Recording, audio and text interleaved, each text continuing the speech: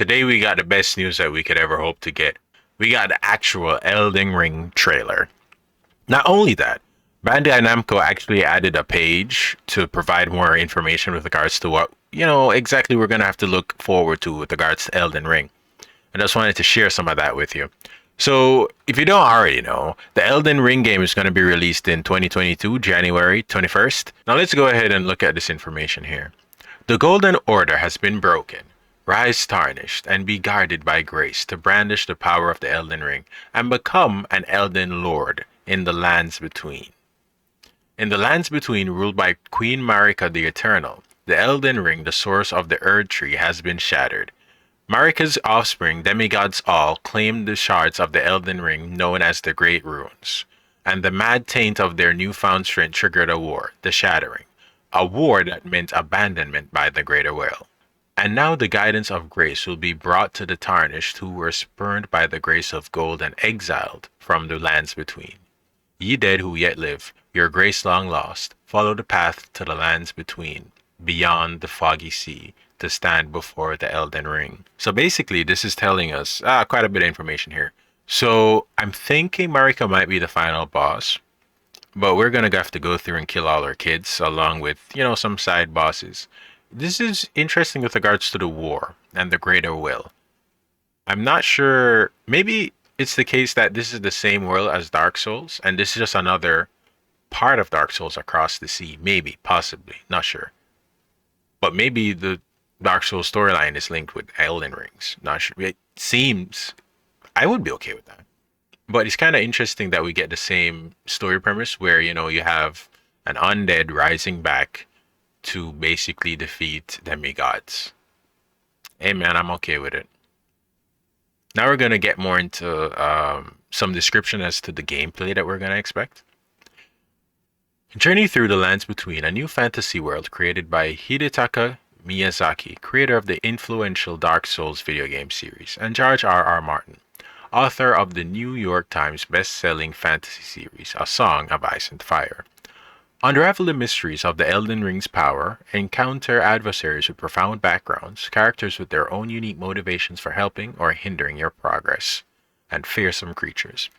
Alright, so we're gonna have characters that will help us, maybe, or they might mess us up. We actually had that before in Dark Souls 3. I forget the name of the character, but there's a character that seemingly helps us, but is actually just a troublemaker. You can kill him at some point, but I don't think I'm going to kill anybody my first playthrough. World exploration in the lands between. Elden Ring features vast, fantastical landscapes and shadowy, complex dungeons that are connected seamlessly. Traverse the breathtaking world on foot or on horseback, alone or online with other players, and fully immerse yourself in the grassy plains, suffocating swamps, spiraling mountains, foreboding castles, and other sights of grandeur on a scale never before seen in a From Software title. So this is telling us the game is bigger than ever before. It's also telling us that, the gameplay is going to be the same somewhat to Dark Souls, where you can, have people come in and co-op with you and help you to progress in the game.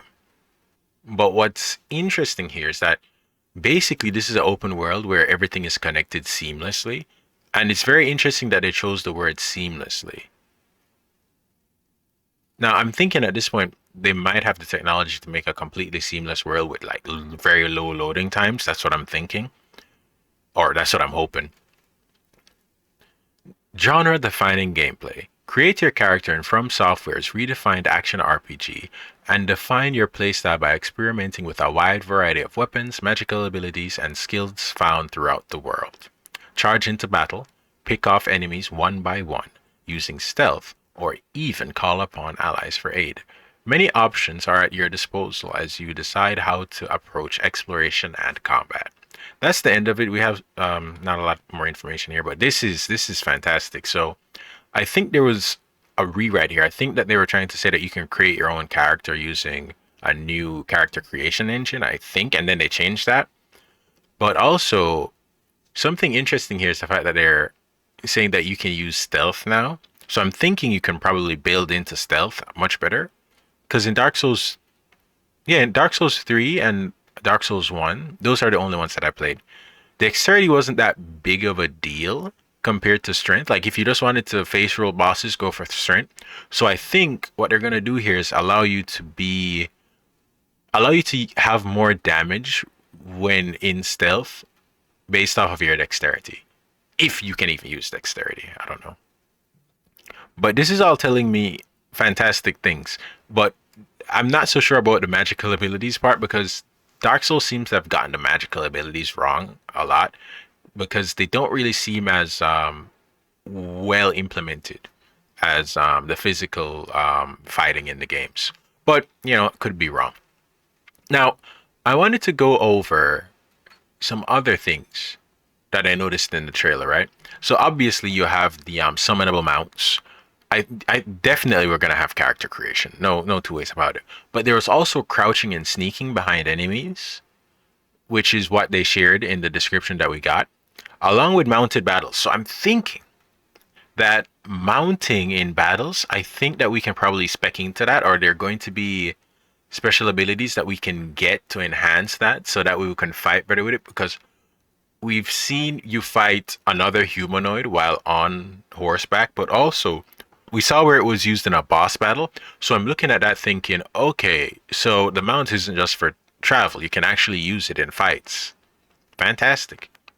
But also there are a few instances where I saw some things that was very close to what we saw in Dark Souls 3. So I'm thinking this was built on the Dark Souls engine because I heard somewhere that Elden Ring was supposed to be DLC for Dark Souls 3, but then it spun out into its own game. So I'm thinking this is using an enhanced version of the Dark Souls 3 engine. And there's some assets that seem to be reused, such as this church area that looks very similar to the church in Dark Souls 3. Additionally, I did notice that, you know, there was jumping that was displayed in the trailer. But here's the thing. I'm not sure if that's actually a new feature. I'm hoping that it is. Or it could just be jumping that's a part of the weapon art. And there do seem to be weapon arts in this game. Another thing that was interesting was all the weapons that we saw. So we saw curved swords, whips, hammers, bows and crossbows, staffs, and dual wielded claws. And in another scene, I think I saw dual wielded swords, right? And I think there's going to be a lot more than just that. So this is going to be fantastic. All right, so we get the base PvP that everybody saw. But I think the lady that we saw in the trailer, that's going to be the new Firekeeper lady. So basically, we got a full-on Berserk reference, and this character looks like it was taken one for one from Berserk. The armor looks similar. The fact that a wolf's head was used here, which is, you know, if you read Berserk, you know that the Berserker armor, the spirit actually looked very similar to a wolf. And finally, I see this tall lady here, and I think that she's gonna be the next new internet fad when she comes out. Hopefully, you know, I like the way she looks. But also, when she didn't have her mask on, it looks like she had multiple eyes. So I'm wondering, is this a boss, or is this one of the companions that's gonna help you? I don't know, but that move that she used looked like it was for us. It didn't look like it was for enemies. It looks like it was for us. Yeah, I can't wait to beat the shit out of her. All right, but that's all I got to share with you guys. Thank you so much for watching. Let me know if you guys are excited for Elden Ring. It should be. Come on. And also let me know if you found any new bits of information because I kind of want to see some more stuff. Thank you so much for watching. Goodbye.